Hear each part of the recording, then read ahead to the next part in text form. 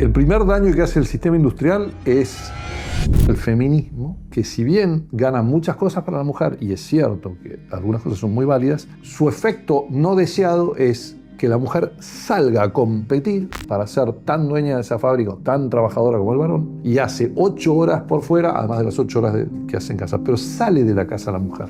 Entonces, ¿qué pasa con los niños? El varón sale de la casa, toma el desayuno, adiós, chao, beso, blum, cierra la puerta y desaparece. Para el niño, su padre desaparece. Y aparece misteriosamente 12 o 10 horas más tarde, de vuelta a casa, cansado, lleno de angustias, estrés. ¿Y qué es lo que hace? Se tiene que relajar, prende la tele, se desconecta. ¿Cuál es el tiempo calidad que pasa con su hijo? La mujer desapareció de la casa porque se fue con el feminismo. El varón desapareció porque se fue con el... ¿Qué intereses hay realmente detrás del sistema educativo tradicional? ¿Cuál es el modelo de colegio que vas a tener? Un aula que es de ladrillos, barrotes en las paredes. Foucault dice que parecía una prisión. Usás un uniforme, tenés timbres. El timbre es muy parecido al timbre de una fábrica, o es igual, es el mismo sistema. Un ser humano pasa a ser un ítem, un activo. ¿Cómo se enseña a pensar? Tenemos que educar para la eternidad, porque lo útil es algo para algo más. El drama es cuando toda tu vida es útil y no es trascendente. ¿Qué harían ustedes para cambiar el sistema? ¿Cómo hiciste para darle forma?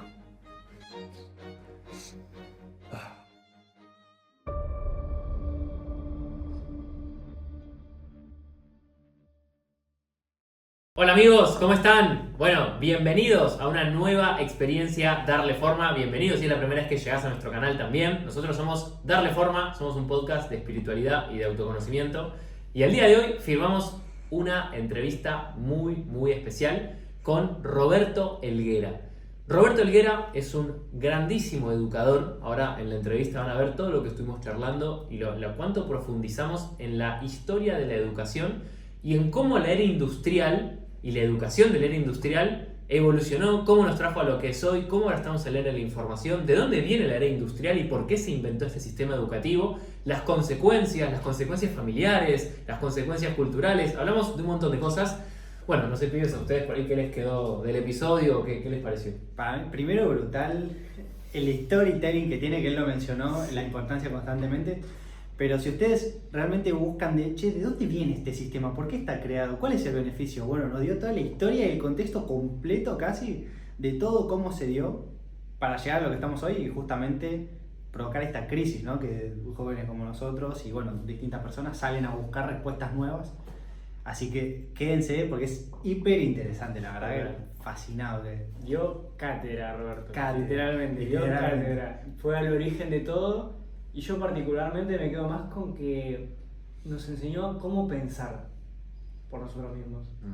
Yo me quedo con eso. Fue espectacular. Vos le preguntaste en un momento cómo aprender a pensar y dio una respuesta espectacular desde distintas áreas de las formas de pensamiento. No, fue espectacular. No los quiero spoilear tampoco tanto. Así que amigos, bueno, suscríbanse a nuestro canal si es la primera vez que llegan. Y si no es la primera vez que llegan, suscríbanse a nuestro canal, activen las notificaciones y déjennos en comentarios ¿qué les pareció este episodio? ¿Qué les pareció Roberto? ¿Qué les parecimos nosotros? ¿Qué podemos mejorar? Absolutamente cualquier comentario que nos puedan hacer nos va a servir para mejorar y para que nuestro contenido sea mejor para ustedes. Así que nos vemos en el episodio. ¡Chao, chao! Roberto Helguera, bienvenido a Darle Forma. Muchas gracias. Bienvenido. El gusto es mío. ¿Estás para darle forma? Estoy para darle forma. La primera pregunta que queremos hacerte es, ¿cuál es el daño que le hace el sistema industrial a las personas, incluso aunque les vaya bien adentro de él? Me hago una pregunta. El primer daño que hace el sistema industrial es saca al padre de la casa. Y vos dirás, bueno, pero el padre siempre salió de la casa. Sí, pero no. Si vamos a sociedades europeas o sociedades, si querés, preindustriales, gran parte del trabajo era de agricultura. Entonces, el hijo nacía en una casa y veía al padre trabajar. Entonces, cuando vos ves a tu papá trabajar, tu viejo sale y vos lo ves sudar la gota gorda y meterle ahí todos los días, y vos ves que ese campo pasa a ser un campo arado, ese campo arado después empieza a brotar, esos brotes empiezan a dar frutos. Y vos ves que tu viejo se arrodilla ante una imagen religiosa, algo así, para pedir por la lluvia. Mi padre iba siempre ahí cerca, enfrente al Banco de Galicia, en el microcentro, no sé si es bueno, cerca del viejo convento, ¿cómo se llama? Que ahora está hecho también un WeWork. Sí, Corrientes y las Esmeralda. Catalinas, o eso, bueno. Sí. Ahí cerca hay una iglesia, está la imagen de Santa Rita, patrona de las tormentas de Santa Rita en agosto, es la patrona de la lluvia. Mira. Yo me acuerdo del viejo, yo lo acompañaba de su escritorio ahí, y el viejo me decía, pará, vamos a para acá, y paraba y le rezaba a Santa Rita por lluvia, porque papá trabajaba de ingeniero agrónomo. Entonces vos veías que tu padre, primero, trabajaba, ponía todo lo suyo, con el mazo dando, pero después a Dios rogando. Veías que tu viejo se tornaba y le decía, necesito ayuda, esa humildad de pedir.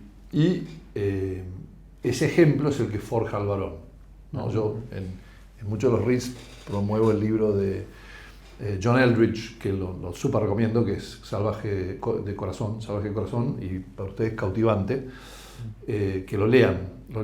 Parece anticuado, pero no lo es. Y si vos decís, vas a ver mucho reflejado tu vida, vas a ver mucho lo que, no, mi viejo sí, mi viejo no, pero vos, el varón se hace pasando por una etapa de hijo bien amado, después sale a ser aventurero cowboy, o sea, tener su aventura, que es un poco lo que están haciendo ustedes ahora, y de esa aventura pasan a aprender lo suficiente como para ser guerreros, o sea, para ganarse no solo el pan, sino a realmente luchar por una causa. Y de ese guerrero aprenden lo suficiente como para ser, bueno, amantes, o sea, y de ahí es la etapa donde una mujer, un varón se enamoran, se casan, uno es rey, y de rey, cuando ya le pelo blanco y bastante, más años que yo espero, sabio, ¿no? Entonces, es como en la película del Señor de los Anillos, Gandalf el sabio viene a buscar a los hijos bien amados, que son los hobbits, y los va sacando en una aventura para ir haciéndolos crecer. Bueno, vos me preguntabas, ¿qué hace la edad industrial?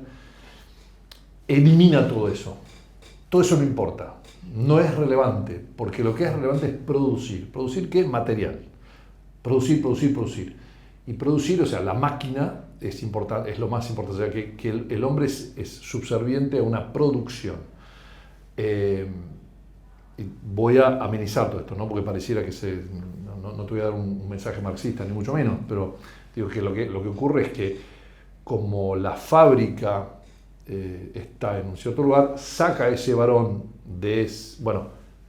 ese hombre que iba, cultivaba, volvía a casa, y con las etapas de la vida los varones, los niños veían que sus padres, que esto funciona, que de acá sacamos el fruto, cosechaban, agarraban las gavillas, las ponían en una carreta, las llevaban al mercado y acompañaban a su madre, a su padre, a vender.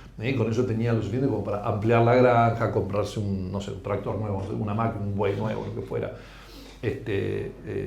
armar un molino, lo que fuese, y iba creciendo. O sea, ese modo natural, padre-hijo, abuelo, padre-hijo, o sea, el abuelo vivía ahí también, que ya había puesto lo suyo, entonces ahora el abuelo era el sabio que daba consejo, pero ya no tenía fuerza física, pero es el que le hablaba, el que educaba, enseñaba a ese niño, y ese niño tenía esa admiración por su padre. O sea, había algo muy sano en ese ciclo, que obviamente yo no estoy diciendo, tiene que ser todo así, pero te voy a dar un simple contraste con la modernidad para que más o menos entiendas a qué voy. ¿Qué ocurre hoy en día? ¿No? Y esto ustedes lo habrán escuchado muchísimo. Hoy en día el varón sale de la casa, ¿no? Toma el desayuno, adiós, chao, beso, listo, nos vemos, chao, esta tarde, suerte, blum, cierra la puerta y desaparece. Para el niño su padre desaparece. Y aparece misteriosamente 12 o 10 horas más tarde, de vuelta a casa, cansado, lleno de angustias, estrés, un montón de cosas. ¿Y qué es lo que hace? Se tiene que relajar. Entonces, ¿qué hace? Prende la tele, se desconecta. ¿Cuál es el tiempo calidad que pasa con su hijo? Nulo. Nulo. Muy poquito. Bueno, pero si lo pasa, ¿cuál es el tiempo que decís, qué fin bueno? De semana. ¿Haciendo qué? O sea, yo hoy esta mañana lo acompañé al mío a jugar al rugby. Entonces lo acompañé a jugar al rugby, y que está bien, porque hay que hacerlo, porque tenés que ver que el chico se desarrolle, qué sé yo. Pero el tiempo es agarrar la play juntos, ¿viste? Padre e hijo, qué lindo, qué tierno, juegan a la play juntos, qué sé yo, se matan de risa. O juegan a las cartas, o lo que fuere, cosas sanas también, jugar a las cartas, qué sé yo. O incluso salís a jugar al fútbol. Entonces, para el joven, el tiempo de trabajo es un tiempo, no es de calidad, es aburrido, Mirá por dónde lo llevaste. En cambio, el tiempo de entretenimiento, el tiempo inútil, por así decirlo. De ocio. No, sí, pero vamos a distinguir la palabra ocio. Okay. Ocio bien extendido, en griego ocio es schole, que es, si lo querés poner es S-C-H-O-L-E, acento, que sería lo mismo que decir school. Y te iba a decir, ¿no? Es escuela, claro. Es la raíz de la palabra escuela, porque para el griego el ocio era el tiempo libre, que es el domingo, es el sábado para el judío, es el domingo para el cristiano, es el tiempo en donde la comunidad se juntaba en una plaza central, que ya no existe más. Sí existen los pueblos, está buenísimo, pero y en esa plaza celebraban juntos la comunidad, pero celebraban la liturgia, o sea, los tipos se juntaban en Grecia, los teatros, las tragedias, las comedias, qué sé yo, lo que fuera, y era cómo vivís la vida. El momento de enseñanza comunitaria, o sea, pero es el momento en donde toda la comunidad da gracias. Los festivales, fin de cosecha, el gran asado, todas esas cosas ocurrían ahí, ocurrían en ese ocio, que es el momento de contemplación. Canto, se recitaban poesías, o sea, vos en la Ilíada o la Odisea la escuchabas las 10.000 líneas de un bardo que se sabía de memoria, de punta a punta, ¿no? No había cosas escritas, la oralidad era lo que reinaba, y ahí vos aprendías, los niños escuchaban, ¿viste? Esas figuras que ves en las películas de la tribu, que están todos así, los ancianos hablan, están con la pipa, nosotros pasamos el mate, y escuchás a los gauchos hablar, lo que fuera. Bueno, ahí es donde se intercambian las historias. Y en ese storytelling, ese intercambio de historias, se educaba el varón. Esa era la educación principal de los varones, que después van a ser guerreros, y se educan entre ellos, qué sé yo, las mujeres también, etc. Bueno, sacando las cosas culturales, en esencia vos tenías un ambiente sano, intergeneracional, en donde el varón y la mujer aprendían de quién estaba arriba y abajo de ellos. O sea, tu comunidad es tu hermano mayor, tu padre, tu tío, tu abuelo, autoridades arriba tuyo que tienen más experiencia de vida que vos y a los que vos tenés que escuchar. Y después vos tenés responsabilidades para abajo, hermanitos menores, hermanitas, un perro, un gato, cuidar las vacas, los pollos, las cosas, los animales que son menos que vos, y vos tenés una responsabilidad. Dentro de esa jerarquía vos, del año cero, terminás de amamantar, empezás a caminar, empezás a ser útil en algo. Hay unos videitos fantásticos de gente que se va off the grid en Estados Unidos o en Inglaterra y vos lo ves que hicieron una granja y vos ves los chiquitos, te juro, son medio metro llevando su carrito, juntando las cebollas, poniéndolas así, llevando un patito, haciendo un montón de cosas. Creo que las escuelas de Emilia Regia a los chicos de kinder les dan, son mesas de madera, les ponen vasos de vidrio, cubiertos a su tamaño, pero todos de metal, los platos son de porcelana, no rompen uno solo. ¿Por qué? Porque el niño es capaz de realmente entender la responsabilidad, que es un ser responsable. Si vos le das responsabilidad, te va a responder. Entonces, todo eso desaparece. El papá se va a una fábrica. En esa fábrica el papá trabaja inhumanamente, porque no trabaja ni usando su cabeza, que lo distingue los animales, ni esas cosas, ni trabaja dependiendo de Dios y de la providencia, de algún orden moral superior, sino que el tipo trabaja a cambio de unas monedas que se llama salario, que viene, la palabra salario viene porque te daban tu peso en sal, que era para preservar la comida, salario, y el tipo labura repetitivamente haciendo ciertas cosas. Para que el señor que está haciendo ciertas cosas no haga una revolución cada 10 años, porque es normal, porque si a vos te tratan como una cosa, eventualmente vas a hacer lo que hicieron ustedes. Tiene que haber más en la vida. Entonces empezaron a investigar. Están investigando. Me parece buenísimo. Tu generación es mucho más inquieta que la nuestra. Entonces, esa persona con ese salario, con esa repetitividad, el Estado dice, bueno, pucha, el padre se fue de la casa y ahora pasa la mayoría del día, obviamente al principio cuando vos pusiste una fábrica y vos sos un socio capitalista y la fábrica te salió 1 millón, querés recuperar el 1 millón lo antes posible. Entonces los turnos laborales, ¿cuánto van a ser? 16 horas si podés. Pero como se te mueren, lo mismo, vos no haces esto a un caballo, no lo haces laburar 12 horas, lo haces laburar lo que dé su fuerza y lo cuidás, bueno, lo mismo.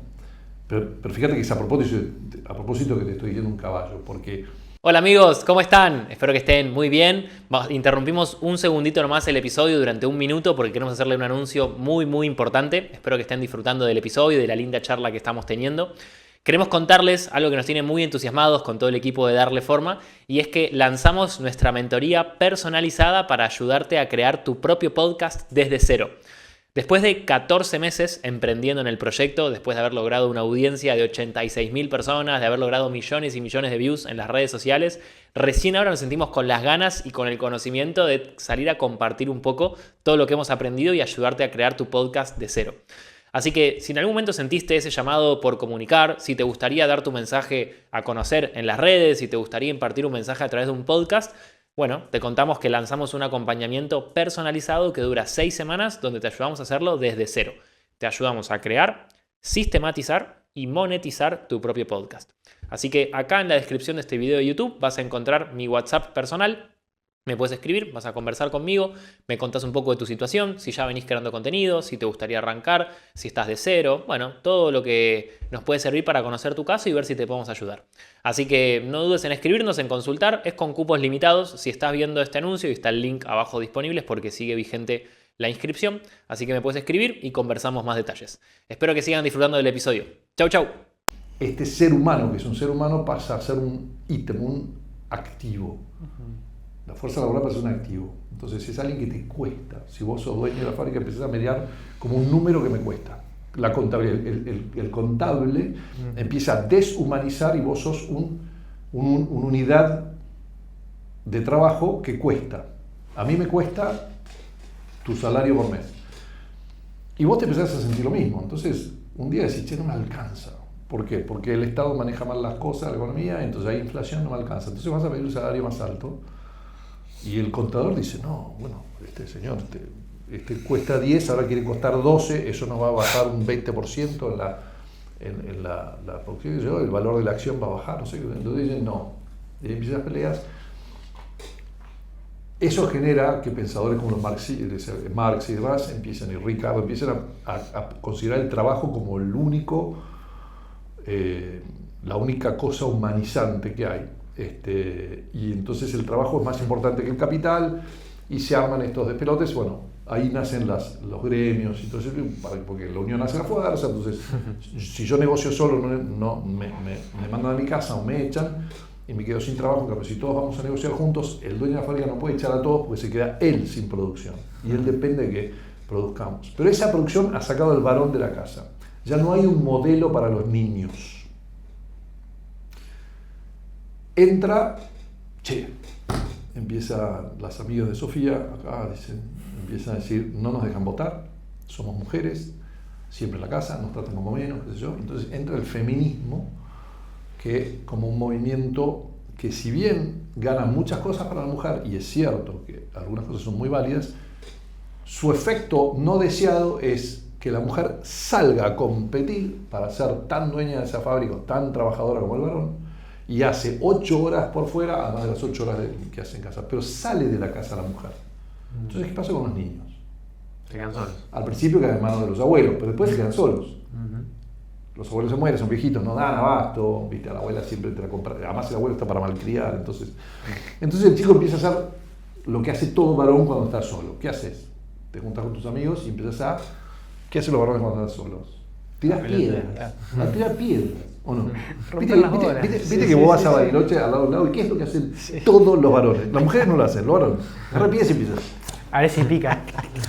Y empiezan a hacer competencia. Y empiezan a tirarlo lejos. Y empiezan a tirarlo uno a otro y se terminan agarrando a trompadas, que es muy divertido.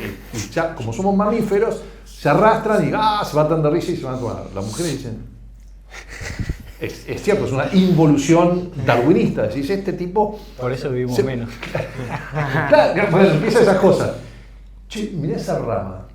Tenés una soga y si nos tiramos al lago y hay una roca así, pero tenés que hacer un swing perfecto, si no te la desnucás con la roca, vos sabés que los varones lo van a hacer. Y si uno lo hace, la presión es para que todos los demás lo hagan. Bueno, en fin, ese rito empieza a ocurrir en la calle. Entonces, claro, empiezan a haber vidrios rotos.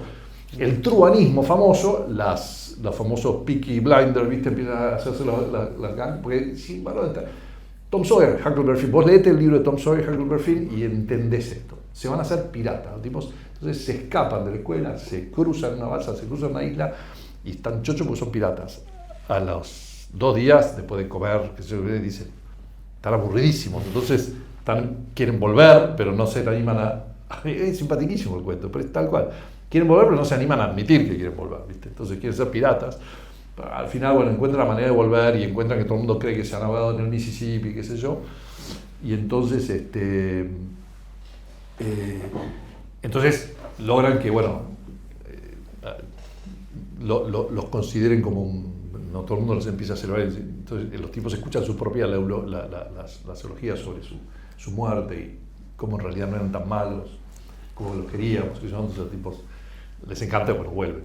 Pero esa historia es normal, es lo que ocurría. Entonces la era industrial elimina eso. Elimina ese deseo del varón de ser guerrero, de ser aventurero. Elimina la aventura. Vivís de 365 días, vivís 365 menos 15 para el laburo. Y es más, vos descansás los fines de semana para laburar. Y las vacaciones también, a veces. Esos 15 días también los Si yo te pregunto, ¿para qué descansás? La sabiduría del santiagueño en ese cuento de Landricina, que el tipo está pescando, ¿viste? Que viene el americano y le quiere poner 2 cañas, 3 cañas, una fábrica de peces y qué sé yo. El tipo dice, ¿para qué? ¿Para qué? ¿Para qué? Dice, bueno, para ser millonario. ¿Para qué voy a ser millonario? ¿Para qué? Dice, el santiagueño está tirado ahí. Y porque cuando seas millonario vas a poder tener tiempo libre y ocio, y vas a poder ir y descansar. Dice, ¿y qué crees que estoy haciendo ahora? Dice, el santiagueño tiene una sabiduría. Dice, bueno, en cierta medida voy a decir, bueno, pero todo eso desaparece. La mujer desapareció de la casa porque se fue con el feminismo. El varón desapareció porque se fue con la industrial. Quedaron los varones solos. Entonces el Estado, que antes era un ente secundario, o sea, subsidiario, que ayudaba a los padres con los chicos, se encarga de arreglar el bodoque, el lío que armó con el tema industrial. Porque quiere ser el que empuja a las industrias, el Estado. ¿Por qué? Porque es muy importante que todo el mundo tenga un trabajo digno. Todos los varones se vinieron del campo y se fueron a la ciudad. Y cuando vas a la ciudad generas un montón de problemas. Cloacas, pestes, mal ambiente, ratas, lo que vos quieras. Lo que vos ves en Peaky Blinders, lo que ves en todas esas series, es cierto, es así, o sea, es cierto en el sentido no literal, pero está bien hecho el research histórico de el estilo de vida que se vivía. Entonces, claro, te das a la bebida, a los bares, a la pelea. La calidad virtuosa de la vida baja. El nivel de felicidad baja. Y unos pocos tienen una fuerza de trabajo muy, muy grande y generan fortunas como nunca en la historia del hombre. Entonces vos vas, por ejemplo, hoy en día vas a la isla de Newport, en Rhode Island, y tenés una milla de mansión tras mansión, que eran de los Rockefeller, de los Vanderbilt, de los grandes industriales del petróleo, de los trenes. Entonces, antes que existieran los aviones, el tren era como ser dueño de una aerolínea, o sea, era una cosa monumental. Todas las industrias. Y claro, esos tipos viven a costa de haber cambiado un paradigma que en cierto sentido decís, bueno, ¿por qué lo seguimos haciendo? Porque ustedes no tendrían esos iPhones, no tendrían estas trípodes, no tendríamos jabón, o sea, viviríamos 35 o 40 años porque nos moriríamos de infecciones si no fuese por esa misma era industrial. O sea, al mismo tiempo no vamos a ser maniqueos, no todo es malo, al revés. Esa era industrial permite que vos produzcas jabón no solo para los ricos, que el azúcar, que el café, que el latte que te tomás, te lo pueda tomar un flaco que gana un salario mínimo, sacando los desfasajes de los países. Si vos vas a un país normal, si vos vas a Chile hoy en día, es interesantísimo, a mí me parece, ahí es donde te das cuenta el desfasaje de este país. Además de que te compras un auto barato, vos vas a Chile y te compras 4 de estas tazas. ¿Qué te sale esta taza acá en este país? ¿3.000 pesos? No, evidentemente vos no compras las cosas. Esta taza vale 16.000 pesos. ¿En un bazar? En cualquier lugar. Sí, olvídate. Andate acá al de Dorrego, te venden teléfonos viejos por 10.000 pesos. O sea, olvídate. En Chile te compras 4 de estas por 4.000 pesos. O sea, 900 pesos chilenos será $1. O sea, te compras por $5, $4.50, 4 tazas. En este país, con impuestos y un montón de otras cosas, te compras por 16.000 pesos una. Bueno, vas a Costco, a lo que fuera, ¿cómo se llama? Sí, ahí no sé, Carrefour, lo que fuera. Entonces, lo que te pasa es que ese industrial te permite producir todas estas cosas, pero el costo es que ha destruido el núcleo familiar. ¿Por qué? Porque si vos lo tenés en donde más avanzada está esa era industrial, que ya ha pasado, la era industrial ha pasado y ha pasado a una era, o sea, si vos lo lees a Marshall McLuhan, la era electrónica, según la cuarta revolución, etcétera. Pero vas a Estados Unidos y claro, ¿qué te pasa? Vos terminás high school a los 18 años, secundaria, y te vas a un college. Y vos tratás de ir al college, al mejor college que puedas tener. Ese college te va a garantizar tu laburo futuro. Si vos vas a vivir para tu laburo futuro, entonces la lógica es, andate a la mejor elementary school que te va a entrar al mejor high school. El mejor high school, métete en el equipo de fútbol, en la orquesta, en el coro, en el teatro, hace community service, hacete bombero voluntario. Todo lo que vos puedas hacer para distinguirte de otros y mostrarle al college, a Harvard, al futuro, que vos sos un tipo que vale la pena. Y tenés una ascendencia social enorme y muy dinámica. Entonces Harvard dice, mirá, Ramiro vale la pena porque el tipo, mirá todas las cosas que hace, es líder en esto, ayuda a la comunidad, es un tipo que canta en su parroquia y además de esto es quarterback en el fútbol y es un tipo crack y armó 3 empresas porque allá hay otra cosa que hacen que nosotros no hacemos, que es, nosotros pasamos 3 meses en el verano haciendo nada. Eso es ridículo, no ocurre en ningún lado del mundo. En los países del primer mundo, los jóvenes van y laburan, hacen algo, laburan en algún lado, o sea, tratan de hacer algo productivo y juntar su propia guita. Pero así como las familias en Estados Unidos hoy, se espera que a los 18 te mueves de tu casa. O sea, te paquetan tus cositas, te guardan tu cuarto y tu cama para cuando vuelvas un ratito, pero te vas a college 4 años. De college pasas a un master's o un doctorado y te toma una empresa. Te toma Nike y Nike está en Oregon, o Boeing está en Washington. O te vas a Washington DC del otro lado, o te vas a Florida, no sé, donde fuera, a Univision, o te vas a Texas a laburar en una petrolera. Y al final, tu familia es... Entonces, no hay arraigo, no hay raíz, no hay modelo. Por eso necesitas un John Eldridge que escribe ese libro sobre Salvaje de Corazón. Entonces vos me preguntás, ¿cuál es el problema industrial? Bueno, como esa es la matriz productiva de un país, todo esto que ocurrió, que es el sacrificio para esa matriz productiva, ¿cómo lográs que la gente no se te levante las armas y diga, no va más? Claro. ¿Cómo haces? A esos chicos que el Estado vio en la calle, los juntás y los pones en un colegio. ¿Cuál es el modelo de colegio que vas a tener? Una matriz exactamente igual. Un aula que es de ladrillos. Bueno, ustedes fueron a un colegio así. Aula que es de ladrillo, barrotes en las paredes. Foucault dice que parecía una prisión. Usás un uniforme, tenés timbres. El timbre es muy parecido al timbre de una fábrica, o es igual, es el mismo sistema. Tenés un reflejo pavloviano, viste que vos podías te habías olvidado que tenías hambre hasta que toca el timbre. Toca el timbre y inmediatamente tenés hambre. Salís a hacer comercio, alfajor por sándwich, por esto, por lo otro, hacer tu comercio. Qué increíble. Se genera una sociedad competitiva en el patio donde los mayores tienen derecho al espacio para jugar fútbol y los menores. Entonces hay revoluciones de los menores. Están los populares. Los fajan, sí. Los que mandan, que son amigos de los... Todos los vicios de la sociedad. Agarrás un chiquito, lo colgás por arriba del kiosco para que llegue antes, ¿viste? Y te traiga un alfajor, todas esas cosas. Todo lo que hemos hecho y hemos visto. Muy simpático, muy divertido, te forja como hombre, sí. Pero no es natural. O sea, es algo artificial. Es artificial. Y está hecho para que cuando vos vivís en una fábrica haciendo tornillos en el sistema de Ford, que es ensamblaje, que está buenísimo para producir, gracias a Dios los robots hoy lo hacen, lo reemplazan, pero cuando vos estás haciendo esto todo el día, claro, eventualmente te vas a cansar. Entonces, la educación que te dan en ese colegio te prepara para esto. ¿Por qué? Porque te da información enciclopédica, vos sabés lo suficiente, más o menos quién es San Martín, más o menos manejás Belgrano, sí, creo que sí, la bandera argentina, te acordás de los colores, sabés un montón de fútbol, ¿sabes? Tenés tópicos de conversación con temas de conversación para el ser humano que está al lado tuyo en la cosa de ensamblaje, y eso te mantiene suficientemente humano. Hay psicólogos que estudian sea, hay sociólogos que estudian. Perdón, que te interrumpa, pero me encanta porque acá entra en rol la televisión. Correcto. Bueno, la televisión es una manera de expandir más este mensaje. Claro, pero fútbol, ciment, o sea... Es el circo romano, es el circo romano, totalmente. Pero además hay sociólogos que están mirando la línea de ensamblaje y ellos ven que 40 minutos está todo bien. 1 hora la gente empieza a distraerse. A la hora y 5 cometen errores. Dicen, para la maquinaria, tocan el timbre, media hora de descanso. Están todos con su lanchera, viste la clásica... Bueno, Está todo medido. ¿Viste la película?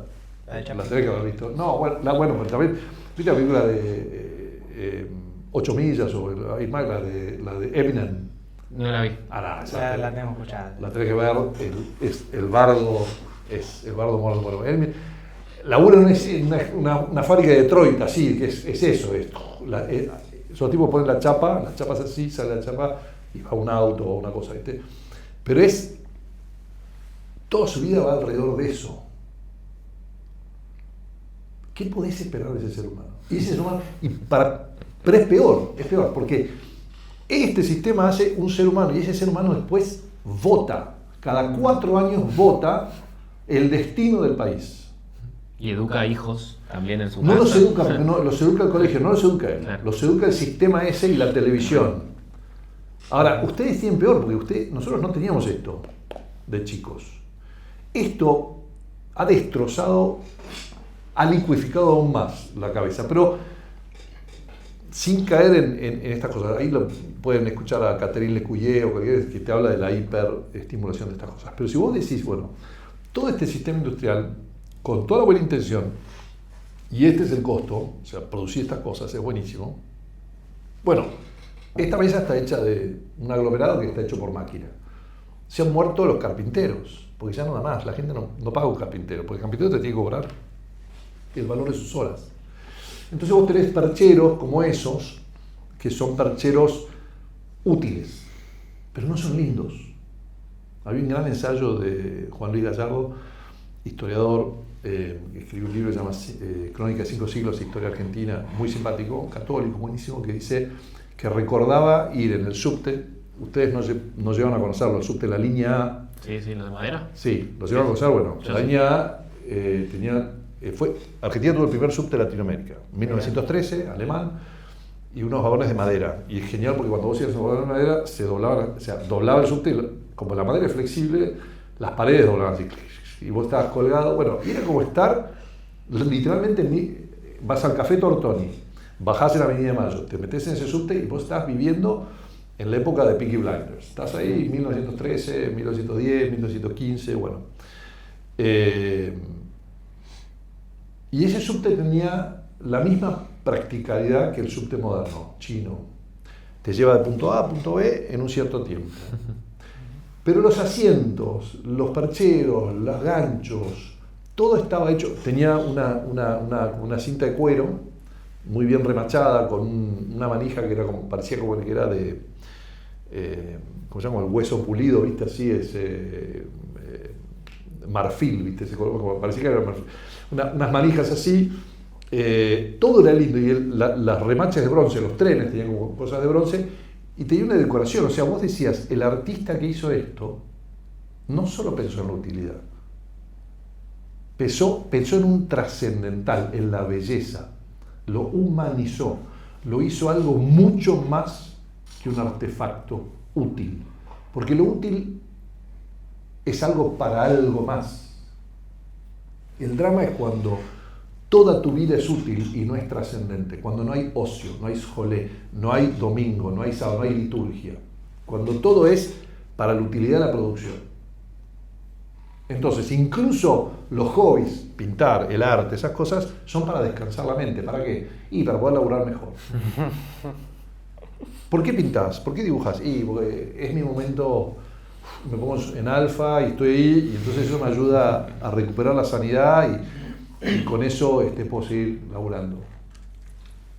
O sea que el fin último es el laburo. En su ensayo Joseph Pieper de el ocio y la vida intelectual, él justamente habla de eso. Dice, lo que necesita Alemania ahora, después de la posguerra, con todo destruido y todo por construir, dice justamente socio. Dice, bueno, algunos me cuestionarán, pero él habla del concepto del trabajo como se ha desvirtuado. Entonces vos me preguntás, a la pregunta inicial, ¿qué hizo en la era industrial? Es eso, es el vehículo por el cual el hombre se ha deshumanizado con una excusa perfecta, y gracias a Dios existe ahora esta tecnología y los robots y todas esas cosas, inteligencia artificial, que nos preocupamos de todo lo que va a reemplazar. En rigor de verdad va a reemplazar las cosas que son reemplazables, o sea, lo que no es propiamente humano. Totalmente, 100%. Entonces, la pregunta ahora es, te la hago a ustedes. Entonces, ¿qué tipo de educación deberían recibir ustedes? ¿Qué harían ustedes para cambiar el sistema? ¿En qué se enfocarían? En un podcast. En el crecimiento Un personal. podcast es un producto. No, en el autoconocimiento. ¿Pero qué significa crecer personalmente? Entregar tus dones y talentos, conocerte, escucharte, ¿Y por qué? ¿Para qué? para tener una vida con propósito, para no trabajar en automático. Bueno, y esa vida con propósito, ¿propósito de qué? Ayudar a las personas. Sí, ayudar a las personas. Bueno, ayudar a otros. Ahí vos ya estás reconociendo algo que no es evidente para la gente, que sos persona. El concepto de persona es la definición medieval, si querés, de Boecio, de persona, es sustancia individual de naturaleza racional. Pero cuando vos decís racional, cuando vos decís algo es racional, necesariamente comprende las cosas, y las comprende porque tiene una voluntad, y esa voluntad es libre. ¿Libre para qué? Solamente para amar. Vos no sos libre para hacer cualquier cosa ni para hacer el mal, porque el mal no existe, el mal es algo que no es. ¿Dirías que el mal es cultural? No, yo diría, bueno, no sé, habría que definir cultural, pero lo que yo digo es... Que no es natural. O sea, que no es intrínseco al ser humano, sino que es una... Nosotros, en el concepto cristiano decís, el mal entra cuando entra el pecado, o sea, entra cuando el plan original se trunca. Claro. Entonces vos decís, no es natural en ese sentido. La muerte no es natural, pero sí el cambio para la materia. La materia siempre está cambiando. Vos podrías decir que la característica principal de la materia es el cambio. Y la característica principal del espíritu es no cambiar. Por eso hablamos de una eternidad, es un no cambio. Pero no es un no cambio aburrido, es un todo junto en un momento. Okay. Entonces, de alguna manera, el tiempo no cuenta, vos no estás midiendo. ¿Por qué no cuenta el tiempo de la eternidad? ¿Por qué no hay tiempo de la eternidad? Porque no hay cambio. Sí hay cambio en un sentido, que es conocimiento. Santo Tomás te diría, un ángel antes no conocía el plan de Dios, Dios le revela un plan posterior de, por ejemplo, mira, me voy a encarnar y voy a nacer una virgen y voy a hacer esto. ¡Wow! Dicen los ángeles. Bueno, cambió en el sentido que ahora conoce más, sabe más, Dios le abre una cortina un poco más grande para que vea más. Bueno, del plan de Dios que sabe todo de uno. Pero eso es un solo acto. Pero más allá de meterse en esa metafísica, la materia cambia todo el tiempo. El espíritu no cambia. Entonces vos decís, bueno, nosotros somos cuerpo y alma. Si vos no aceptás que nosotros somos cuerpo y alma, y vos decís, no, somos solamente materia, sos materialista, entonces sí, el modelo marxista del trabajo, el laburo y vivir para esto está perfectamente bien. No te quejes. Cuando estés, pero tampoco toques guitarra y celebres el folclore y hagas un montón de esas cosas, porque ahí estás apuntando a otra cosa. Si vos no reconoces que, en cierta manera, todos de alguna manera vivimos una doble vida. Decimos una cosa y vivimos como si creyésemos otra cosa también. Mi punto es que, y el punto de mis reels y de podcast y todo lo que yo hago para el tema de educación es, no podemos vivir una doble vida. No vivas una doble vida. Viví una vida coherente, íntegra, completa. Claro, no puedes de las 7 a las 5 sos maquinario, pero de las 5 a las 7 sos futbolista. O sea, te gusta jugar al fútbol con tus amigos. O no podés decir, yo creo en Dios, pero no pienso estudiar nada sobre cómo es ese Dios ni nada. Voy a vivir como un perfecto pagano hasta el domingo que voy a misa y le digo a Dios, te amo, ¿todo bien? Y pues nos vemos el domingo que viene 5 minutos más. No, Dios no es un presidiario que lo vas a visitar una vez por semana. Forma parte de tu vida. Si vos decís que Dios no es que forma parte de tu vida, es la parte de tu vida que hizo, es Él todo, vos sos la parte. Tenés que revertir tu mirada. O sea, si vos crees en Dios, deberías actuar como si creyeses en Dios. O sea, hay un ser superior a mí que me creó sin mí, pero que no me salva sin mí y que me está todo el tiempo extendiendo la mano para decirme te invito a conocerme y che, esto está buenísimo. La gente de mindfulness, la gente que hace todas esas cosas, las cosas que ustedes investigaron en sus otros podcasts y demás, que te hablan de energías y todo eso, en rigor, la verdad, y en el fondo, mi gran sospecha es eso, es una búsqueda de un trascendental. Totalmente. Es una búsqueda de que tiene que haber más que esto, la fabricación de estos aparatitos, que cuando salió el iPhone, soy feliz. Mire, si tuviese Porsche, olvídate, no necesito más nada en la vida. A las 4 kilómetros de manejar el Porsche decís, qué lento que va. no, o aunque lo manejes una vez alrededor del autódromo, después decís, che, mirá ese Lamborghini, si vendo ¿cuánto tengo que poner? Somos así, ¿por qué? Porque estamos hechos para el infinito. Estamos hechos para la eternidad, entonces tenemos que educar para la eternidad. O sea, vos tenés que a ese chico, si vos le vas a sacar el padre y la madre de la casa, no podés sustituirlo con el Estado. Yo por empezar diría, debería ser, no te digo que ley, pero muy incentivado que el padre o la madre estén en los momentos adecuados, que la neurociencia y todas las ciencias que estudien para ver cuándo es más importante que el chico esté, varón o mujer, con padre o con madre, en qué momentos, y como que forjar esos momentos, forjar comunidades que fomenten esos momentos, repensar el colegio, la arquitectura del colegio te afecta. ¿Cómo debería ser la arquitectura de un colegio para que esto... Qué buena pregunta, eso yo me la hago todo el tiempo y estoy mirando siempre, pero si a ustedes les interesa, hay dos videitos que deberían ver. Uno sobre la ciudad Toyota en Japón, que está haciendo Toyota, es una ciudad orgánica. Okay. Fíjense la ciudad orgánica Toyota y por qué hace las cosas. No hay una sola línea recta, las calles son en curva. Porque cuando vos vas en curva te obliga primero a ir lento. Y segundo, se favorece el caminar o ir en bicicleta o en un scooter, pero es lento, no hay autos. Hay espacios comunes. Todo está pensado para eso que ustedes decían, si te vas a donar al otro, tenés que conocer al otro. Vos no podés amar lo que no conoces. Para amar al otro, tenés que conocerlo. Igual que cuando vos tenés una novia, la querés conocer a fondo, para amarla, ¿no? Es una desgracia de nuestra modernidad que querés llegar al resultado final, que es la unión de cuerpos, que es un resultado que es intimísimo, sin pasar por pasos intermedios. Eso es tratar al otro como un objeto. Cacho de carne, que es para mi placer, para mí. So, vos tenés dos lógicas. La del amor, que es donarte a vos mismo al otro, estar para el otro, o sea, completamente decir, tuc, acá está mi corazón, destrozalo si querés, pero yo lo pongo al servicio tuyo y de la comunidad. ¿Qué es lo que hace un esposo, una esposa, padre, madre, padre con los hijos? Los hijos, nuestros padres nos han hecho muchos daños muchas veces porque no sabían, pero nosotros hemos hecho daño para arriba también. Porque somos seres humanos caídos y revolcados y bueno, entonces vos decís, acá está. Y por otro lado, y como no sabemos amar, alguien nos tiene que enseñar a amar, parte de la educación en el colegio o en casa. Y por otro lado, es la lógica del dominio. Si yo no amo, ¿qué hago? Es al revés. Yo no me dono, sino que agarro al otro y lo uso para mí.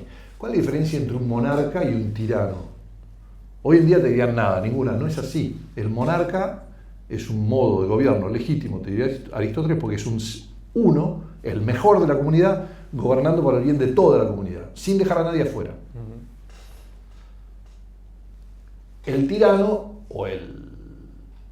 el tirano es lo opuesto, es uno gobernando a toda la comunidad como si fuera dueño de estancia, son todos para mí. Beneficio propio. Exactamente, para mí beneficio propio. Eso ya te da una manera de juzgar la historia, reyes buenos, reyes malos, lo que vos quieras. Y entender por qué se le levantaban los nobles la carta de, por ejemplo, en 1215, el Charter of Rights de los ingleses, la Carta Magna de los ingleses. Si viste la película de Robin Hood, la más moderna, él firma esa Carta Magna y se la dan a Juan Sin Tierra, qué sé yo, bueno. Y tenés los nobles, la aristocracia, es el gobierno de los muchos, de los pocos, en favor de toda la comunidad. Y es legítimo. La oligarquía es el gobierno de unos pocos para su propio beneficio. Típicamente plutocracia, o sea, gente con plata que arma estas multinacionales. Hoy en día estamos bajo una oligarquía. Vos tenés multinacionales que gobiernan intereses supranacionales en todo el mundo, generan guerras, por ejemplo, la industria del armamento, la industria farmacéutica en la pandemia. Les importó 3 belines, tu vida, mi vida. Lo que hicieron es, vos tengo que vender vacunas. Entonces te vendieron 6 vacunas donde tal vez una alcanzaba o no hacía falta ninguna. El research no importa. Y utilizan las entidades supragubernamentales o los gobiernos con las leyes para decir todo el mundo se tiene que vacunar. Entonces eso me beneficia a mí. Y después te enterás que los políticos habían comprado acciones de esas farmacéuticas. Siempre están todos esos chanchullos. Porque el poder corrompe. Pero bueno. Y después tenés la democracia o la república. La república constitucional es un gobierno de muchos para todos. La democracia es el gobierno de los pobres para los pobres. O sea, de los muchos para los pobres, digamos.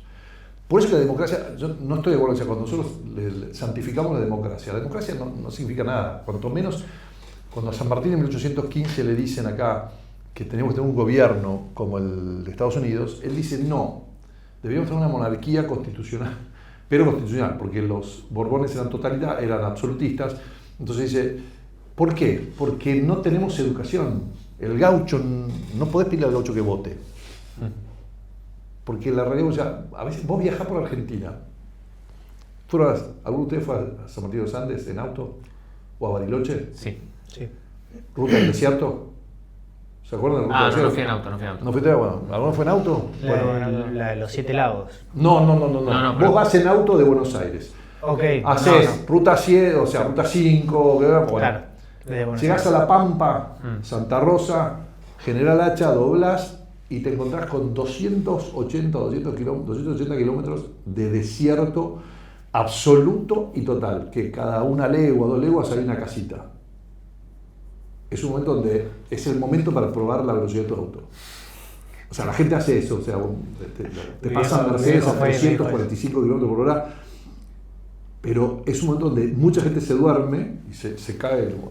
Pero mi punto es este, el último pueblo antes de entrar al desierto se llama Chacharramendi. Chacharramendi tiene 4 casas y 2.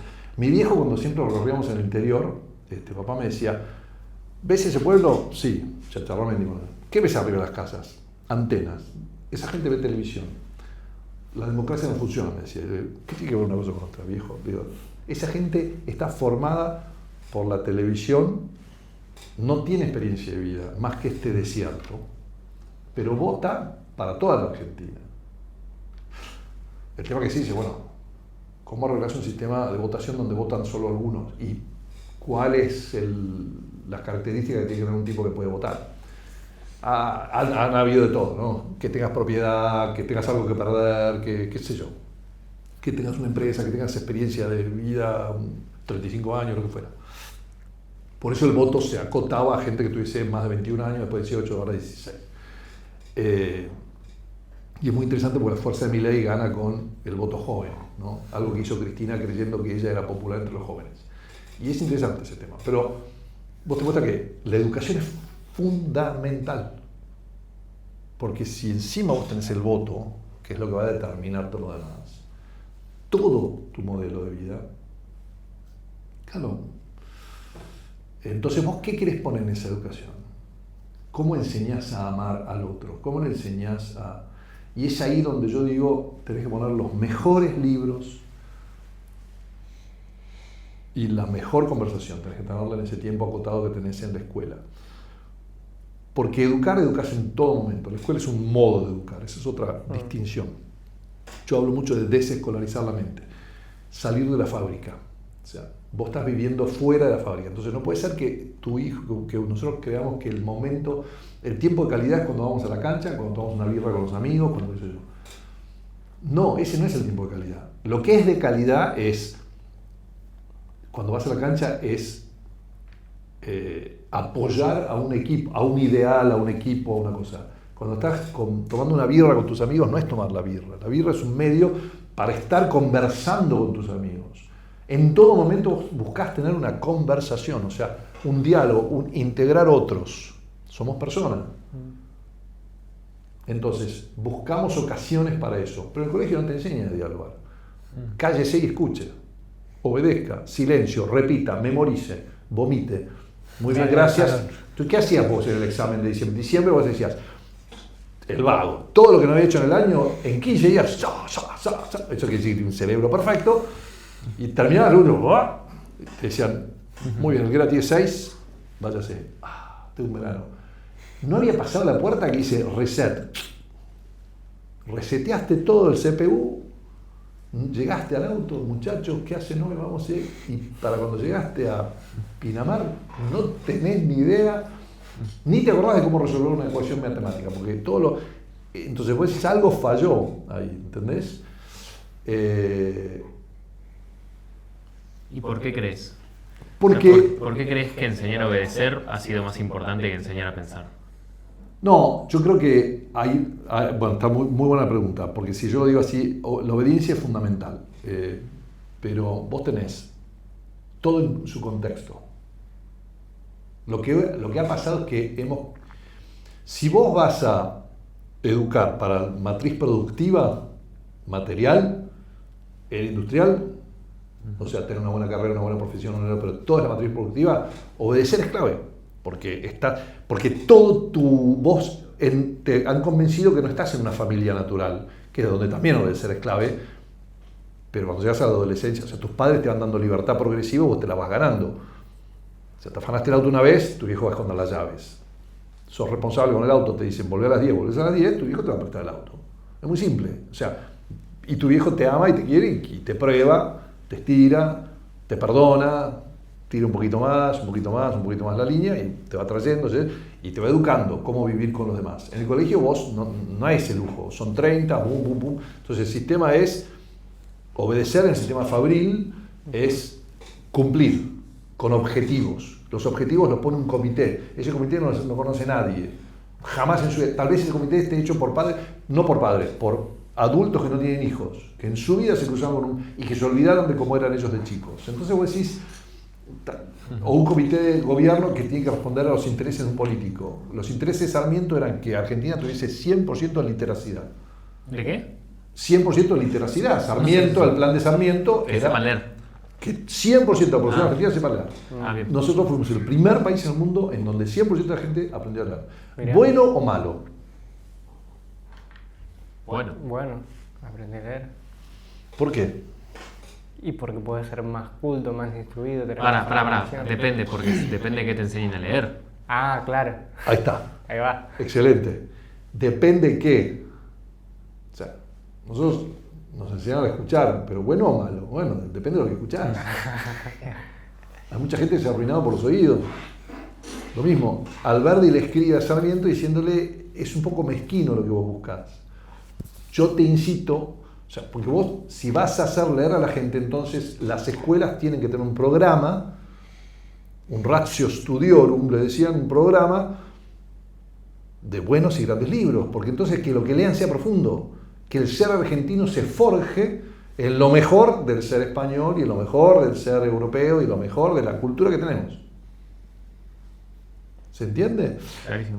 Si vos no haces eso, ¿qué es lo que vas a leer? ¿Qué es lo que leía la gente antes de esto? ¿Qué es lo que leían tus viejos todos los días? El ¿La diario. Biblia? Ojalá, muy bien por tus viejos. El diario. El diario. ¿Y el diario qué es? Un conjunto de artículos. La definición del periodismo, no sé si alguno de ustedes estudió periodismo, pero la definición del periodismo es aquel que sabe muy poco de un montón de cosas. Esa Feynman, todos estos tipos tienen que estudiar rápido y opinar, y invitan gente a opinar, pero no entienden, nunca van a la profundidad, porque no les da el medio no está hecho para ir a la profundidad. Entonces, esa opinión basada en poca ciencia, por así decirlo, un poco conocimiento profundo y culto, que no aguanta, ustedes mismos hoy en día, yo en los reels tengo que hacer 2 minutos, 1 minuto y medio, como mucho, ahora estoy haciendo reels de 2 minutos porque estoy en el middle of the funnel, según me dice mi hijo, y digo, bueno, hagamos los reels de 2 minutos, y vos ves las estadísticas de Google, te dice la gente escucha el 50%, ustedes ya no tienen capacidad de pasar los 10 segundos, ahora, si hacemos una cosa como esta, un podcast, sí, porque la gente, una conversación quiere escuchar, una buena conversación, una buena historia la quiere escuchar a fondo.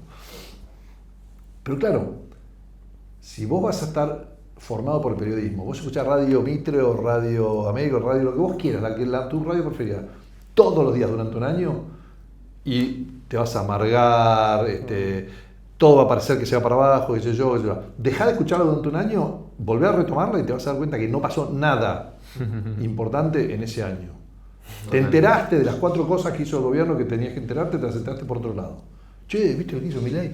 ¿Viste que se abrieron las importaciones? ¿O viste que bajó la inflación? Ah, mira qué bueno. 100%. Entonces, Bueno, pero viste que dicen que es para mantenernos informados, supuestamente. Pero si constantemente nos estamos amargando y peleando, ¿cuál es el interés detrás de eso? pero además, informado no es lo mismo que formado. Lo que no quieren es que estés formado, que sí que estés informado. Vuelta al fenómeno que te dije antes. El tipo en la fábrica está dando vuelta, está informado, porque está conversando con su vecino. Se mantiene, él cree que es humano. Ahora, ¿a dónde iba el dueño de esa fábrica? El dueño de esa fábrica en Inglaterra iba a Oxford, a Cambridge, a Eton, donde había un profesor cada 5 estudiantes, donde aprendían griego, latín, memorizaban poesías, obras de arte, sabían reconocer todo eso, viajaban, hacían toda la experiencia humana completa. Modales, formas, educación, todo. O sea, la vida en Oxford, la vida en Cambridge, era toda una experiencia de vida. O sea, era una educación en lo que se llaman las artes liberales, o que hacen al hombre libre.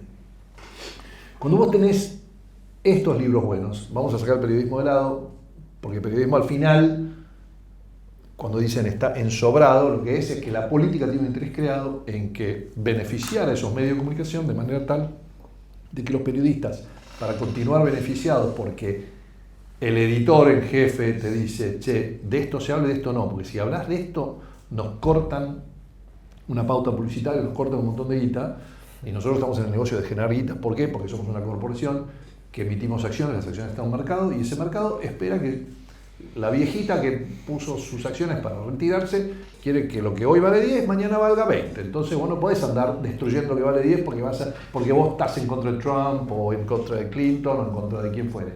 Entonces opina bien o no opines. Claro, es tremendo eso. Para eso está el editor. Entonces Claro. la famosa libertad de expresión y lo que te dicen a vos de que mantenerte informado es mentira.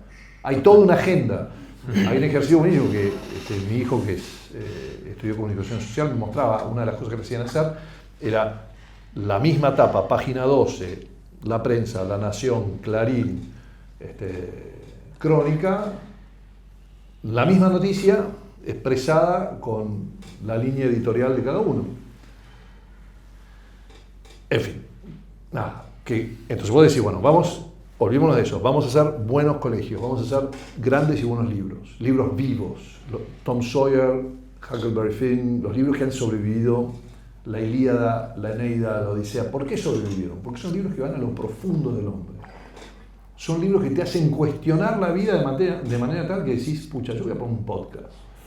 No voy a producir, voy a hacer otra cosa. Voy a buscar la cultura. Y la cultura se deriva de un culto. ¿El culto a quién? A aquel que vos quieras. Si te gusta Moloch, va a ser un tipo de cultura. O sea, dicen que los fenicios que fundan Cartago eran, por ejemplo, muy comerciantes con los fenicios, el bien material suyo, y tenían como dios a Baal o Moloch, al cual le hacían sacrificios humanos. Y no tenían ningún problema en finiquitar a un general que había perdido una batalla. Del otro lado, los romanos, que para nada eran eso, eran una organización política antes que económica, primaba un orden político, civilizador de otro estilo, no podían convivir esas dos civilizaciones juntas. Cuando vos estudias esa historia, pero lo estudias no como historia fenoménica, sino porque lees a Tito Livio, lees las vidas paralelas, entendés la mentalidad de uno de otro. Los griegos, cuando se juegan, si ustedes ven la película 300, se trata del momento en donde los espartanos salvan a Grecia de los persas. El imperio persa era el imperio del capricho. Si vos leíste el libro de Daniel, por ejemplo, en la Biblia, te dice que el emperador Nabucodonosor, lo que era, hizo una estatua de 30 codos de alto de oro, de qué sé yo, y dijo, este es nuestro nuevo Dios, ahora adórenlo todos. Y Daniel dijo, una imagen que hiciste vos, no es nuestro Dios. Yo tengo un solo Dios y no se ve. No pienso adorar. Adoren, no pienso adorar. A los leones, y los leones eran todos amigos de Daniel, aparentemente. Entonces Daniel zafó y nada, la historia es muy linda, pero el punto es que Persia era un gobierno de caprichos, Roma un gobierno de leyes, de ley. Grecia era un gobierno de ley y donde se apreciaba la libertad absoluta del hombre. Aunque es parte de un Estado como comunista, pero comunista, no sé, era muy chiquitito, era como una comunidad comunista que había acordado, como los Amish, habían acordado un modelo de vida y ellos premiaban la guerra y esos valores, esas virtudes, y no molestaban a Atenas, que era un Estado completamente diferente, intelectual y otra cosa. Entonces, parar al persa, para el griego, era como para el norteamericano parar a Rusia. Era, el mundo no puede caer en manos de Sauron. La libertad versus la opresión. Siempre es un poco el tema así, ¿no? Entonces, ¿vos qué haces? Lees esos grandes libros, pero para leerlos los tenés que comprender. Y para eso están las artes liberales, el trivium, la gramática, la lógica y la retórica. ¿Por qué? Porque lo que vos lees, gramaticalmente, tenés que nombrar las cosas bien. Armonía en la palabra, armonía en la oración, en la gramática, en la lógica, el argumento, y la retórica es armonía en la comunidad, saber expresar esto. Por eso hoy tenés podcast de storytelling, importantísimo. ¿Por qué Pixar se hace? Porque son genios en contar una historia. Sí. Genios en contar una historia. Lasseter habría que ponerlo ahí arriba como un modelo de un tipo un genio contando una historia. Bueno, venía escuchando el podcast con el libro de Storyworthy de Matt Dix, acá que es un gran cuentista en Estados Unidos, y el tipo te explica cómo contar una historia. Contar una historia es fundamental. Toda la civilización se hizo con historias, alrededor de fogones. El general que podía contar una buena historia o el centurión que podía contar una buena historia tenía una mejor centurión. Al día siguiente la batalla era otra, porque él podía motivar a sus soldados. Entonces, el ser humano es lo que busca. La Biblia, vos no tenés una sola bajada de línea hasta el capítulo 72 del Génesis. O sea, vos tenés historia. Llega Moisés con las tablas, los 10 mandamientos. 72 capítulos. Mucho pasa. Y Moisés es moderno, porque entre Adán y Eva y Moisés pasan como 4.000 años, teóricamente, más o menos. Entonces vos decís, bueno, Dios, después viene Cristo y se pone a enseñar, gran maestro. Cristo jamás bajó línea a nadie.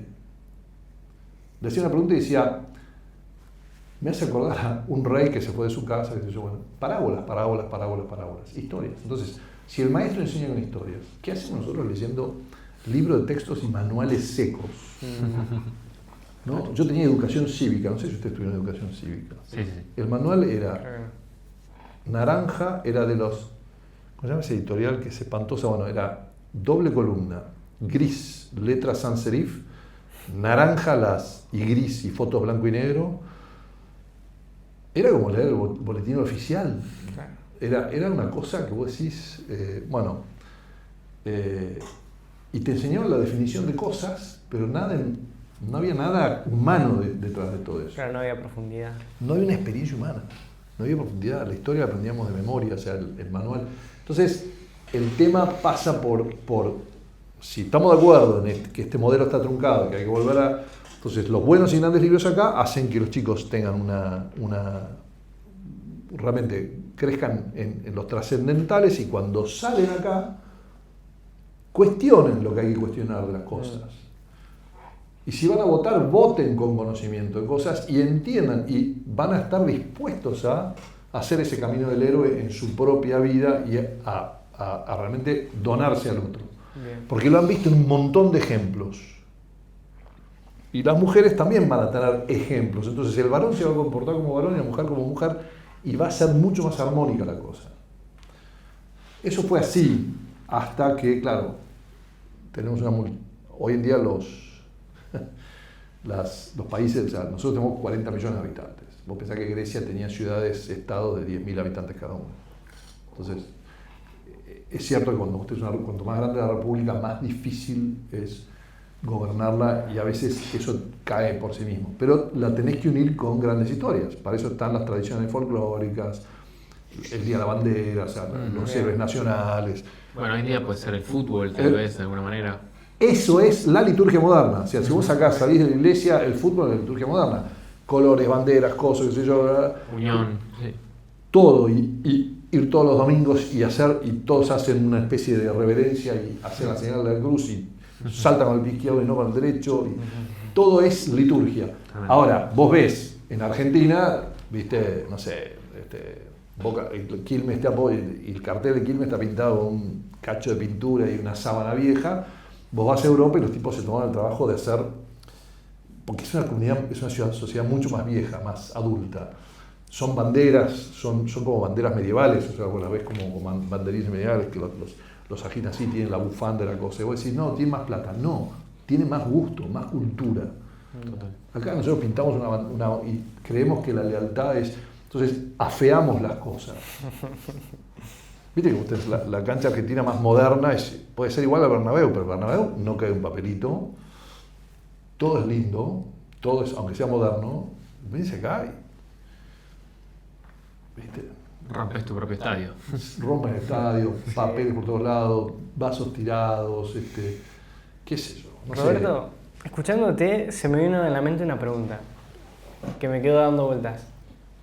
¿Cómo se enseña a pensar? En rigor, ¿verdad? Vos sos el que tenés que pensar. Yo lo único que hago es, como dice Sócrates con el diálogo, soy partero. Yo soy partero. Yo hago que salga el bebé de adentro. O sea, yo lo que hago es, te hago preguntas. Primero te pongo frente a vos los verdaderos maestros, que son los autores de los grandes libros, o buenos libros. Porque vos no podés llegar a un gran libro de una. Es como cualquier cosa en la vida. Vos querés llevar a pintar como Rembrandt, empezás pintando de kinder con manitos, después yo te enseño a agarrar el pincel, agarrarlo bien, agarrarlo acá, agarrarlo con estos dedos, acá se apoya, no uses este dedo, qué sé yo, ¿viste? No pintes con la boca.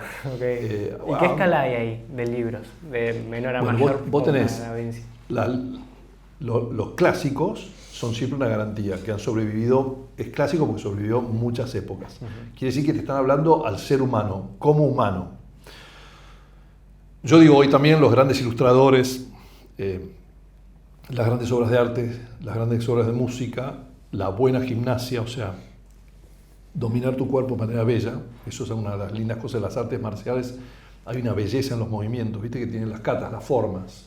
¿Por qué? Porque el oriental reconoce que ahí está el dominio de tu cuerpo. El resto es utilitario, pero en la forma hay algo muy humano, y que ellos hablan de energía, pero en realidad es dominar tu cuerpo de una manera, porque el cuerpo es algo bellísimo, bellísimo. De hecho, la mayoría del arte está dedicado al cuerpo, sobre todo el cuerpo de la mujer, que es más perfecto, por así decir, que el del hombre, porque es lo último creado, por así decir. Si vos vamos yo voy con la antropología cristiana. Lo último creado, el hombre 2.0 es Eva, sale después. Pero tiene un algo en sí. Bueno, por eso también es lo más atacado también, es lo más tirado abajo. Por eso a mí me da mucha tristeza también cuando veo en los movimientos de autoconvocadas, qué sé yo, mujeres que se mutilan, que se afean a propósito. Y eso te habla de una persona que tuvo una juventud, una niñez, una falta de un montón de cosas. Sin meternos en política, es cierto. Preguntar a cualquier psicólogo, psiquiatra, lo que vos quieras, y vas a ver que es cierto. Yo expreso en mi cuerpo las cosas de cómo, en cierta medida, las cosas externamente, o sea, como pintar una pared, lo que tengo en el interior. Entonces, ¿cómo enseño a leer bien, o cómo enseño a estudiar, cómo enseño a pensar? Te expongo primero los grandes maestros. Vos lees el gran maestro y dices, Roberto, no sé cómo leer esto, no entiendo. Bueno, vamos con los instrumentos para cómo entiendes esto. Gramática, o sea, te encontrás con primero yo te hago jugar, de chiquito te hago jugar, ¿sí? Porque vos tenés que dominar tu cuerpo, saltar, hacer un montón de cosas. Si ustedes tienen hermanitos chiquititos y los han visto pasar de agarrar la pelota con la mano a patearla, la primera vez que la patean se matan de risa. No pueden creer que lo lograron. Y a partir de ahí van a practicar. Es mimesis, es imitar.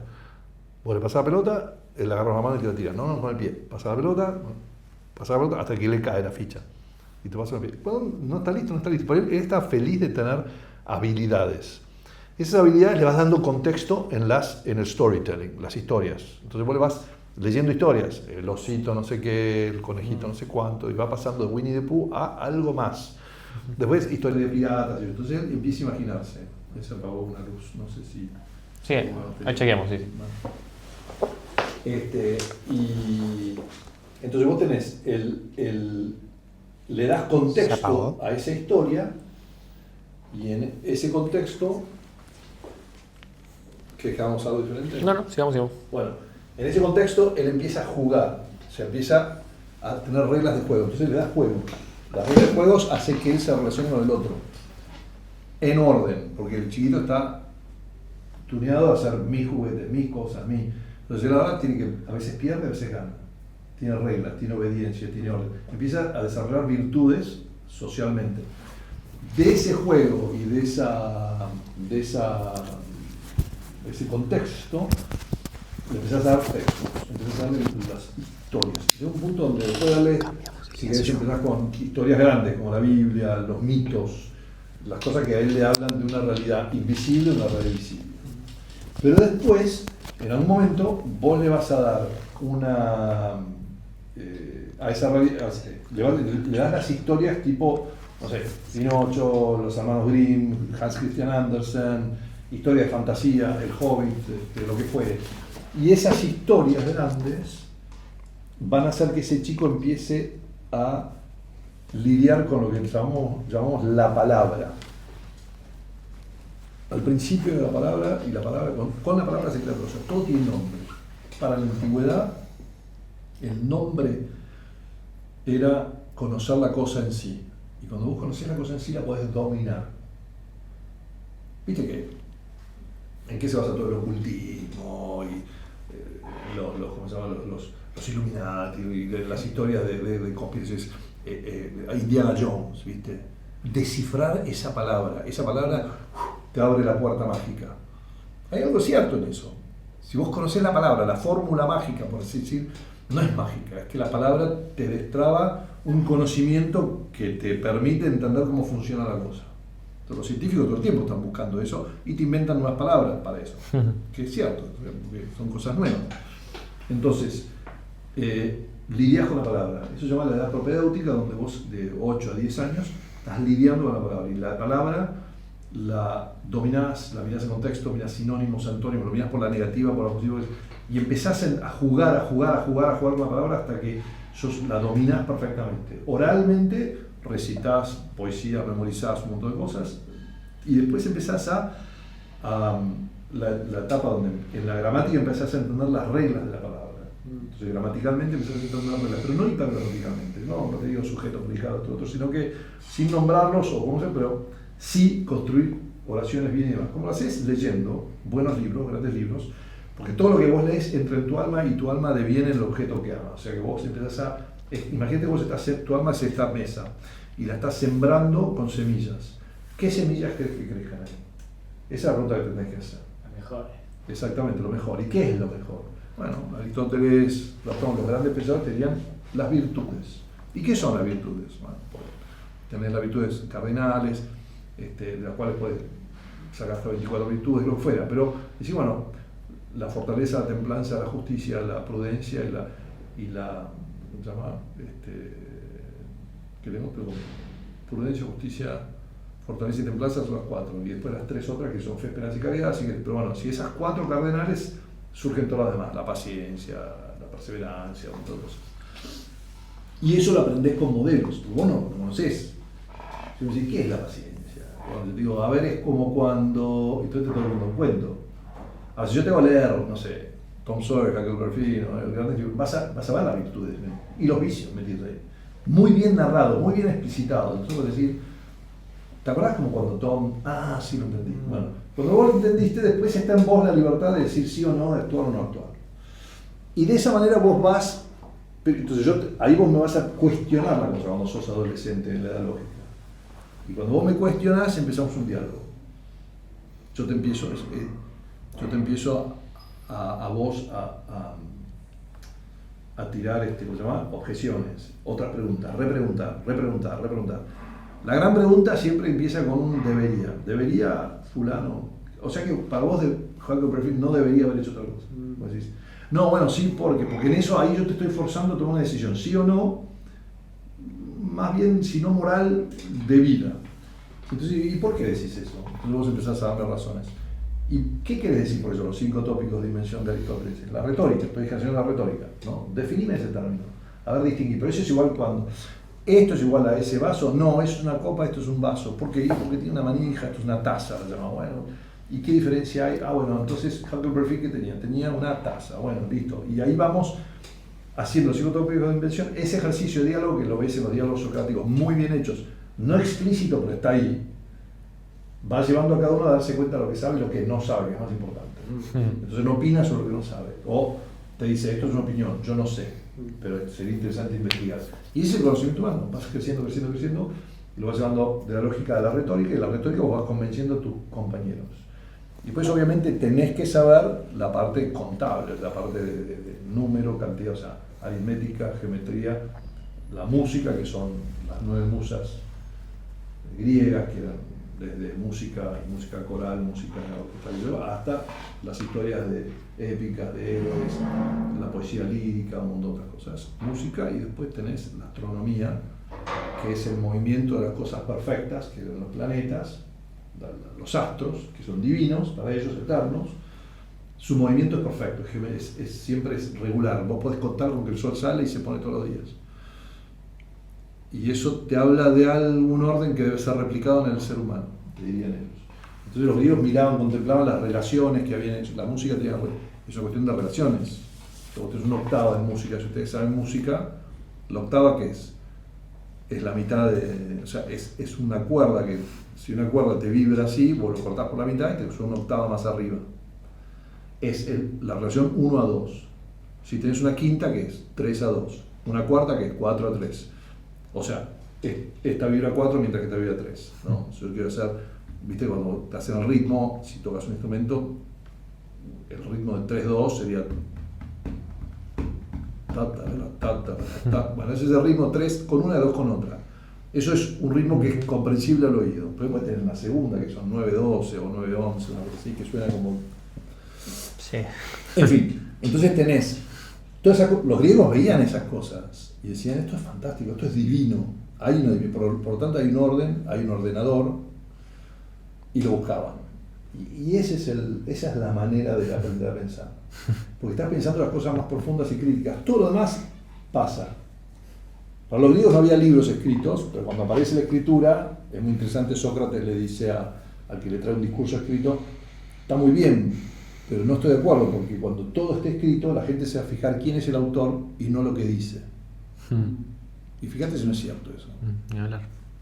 Entonces la gente, de repente, no puedes ni discutir con la gente, porque dice, no, vos sos aristotélico. Claro, vos, hablas de la libertad y piensas, o sea, no, por claro. poner un ejemplo actual, que es para mí el que más aplica. O sea, Tal cual. No, eso, porque no sé, Milei usa Rothbard, y Rothbard no era, por ejemplo, yo soy católico, ¿no? Rothbard era re hiperateo, pero en economía, por ahí tenía las cosas bien. No, lo que pasa es que eso dice Rothbard, y Rothbard creía en la venta de niños, ¿viste? Y no cree, entonces, como era ateo, yo lo desecho. No.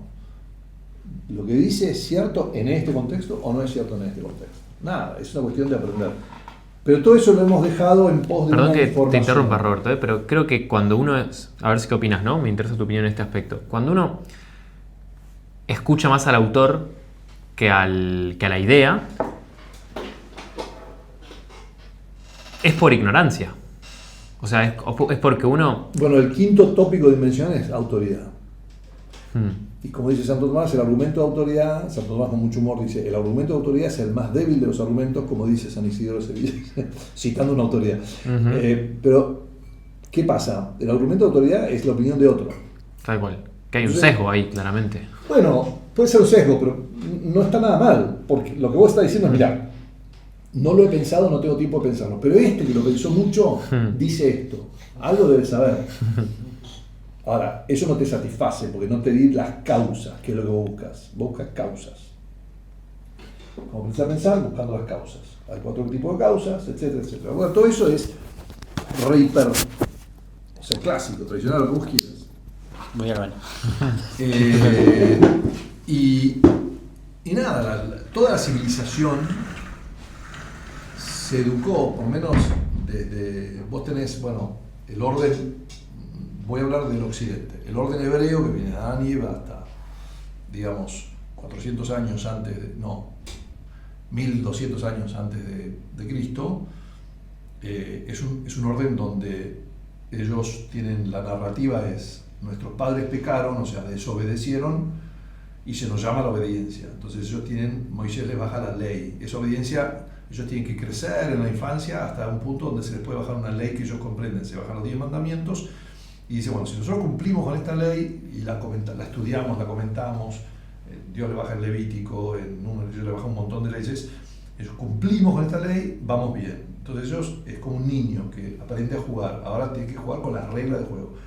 Pero después Dios suscita en otra civilización, que son los griegos, más o menos si tomamos Troya como, o sea, la Ilíada como 1200 años antes de Cristo, será época de, no sé si es Moisés, me parece más o menos esa época, suscita una civilización que empieza a pensar por sí misma, a tratar de decir, nosotros no tenemos ni idea de las cosas, pero es la primera civilización que en vez de los egipcios, los dioses tenían parte animal, parte humana.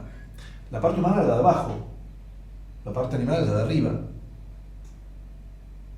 Eso te dice algo.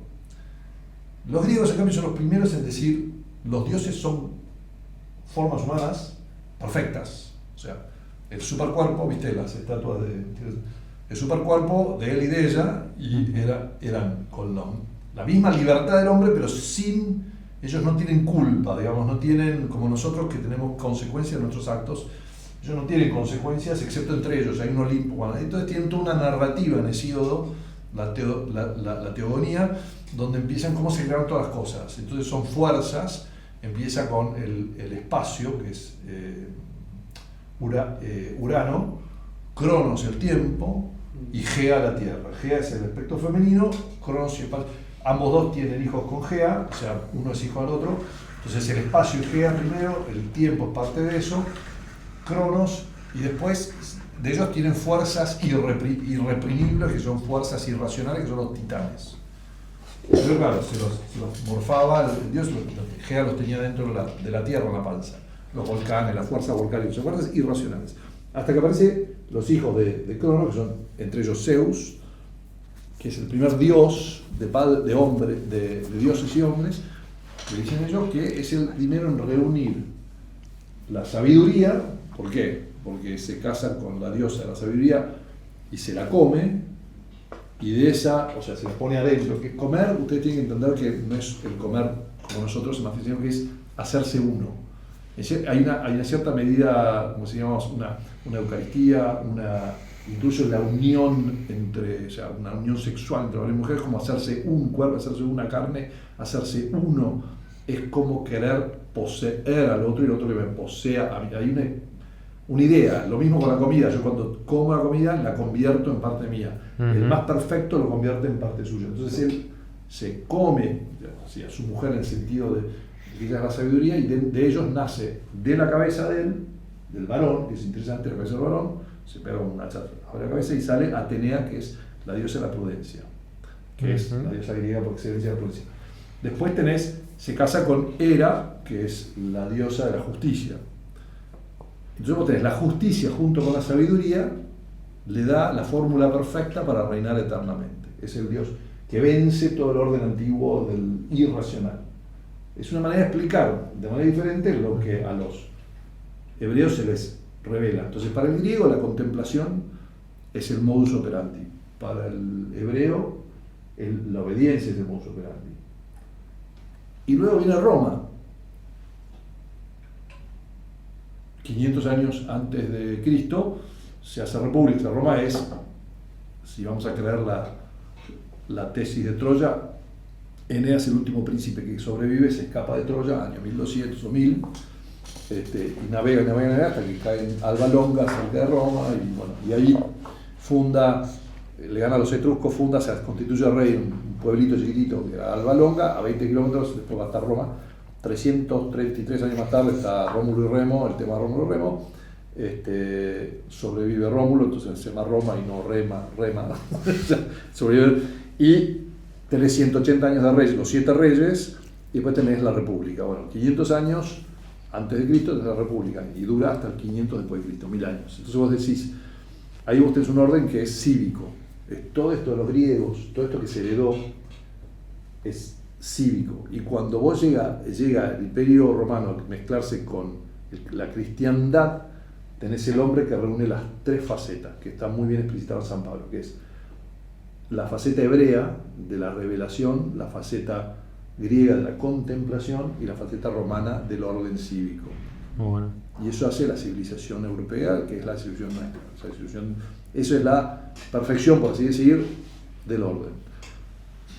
Que los chinos tenían cosas al mismo tiempo, qué sé yo, ciertamente. Yo no sé nada de los chinos, tampoco sé de los hindúes, pero que de alguna manera el orden de ellos no era diferente en cierta manera pero sí vas a ver que en otras civilizaciones no hay un respeto progresivo hacia la figura del hombre, que eventualmente el hombre sea subserviente a una ley y que el emperador no sea un dios que simplemente dice quién vive y quién muere.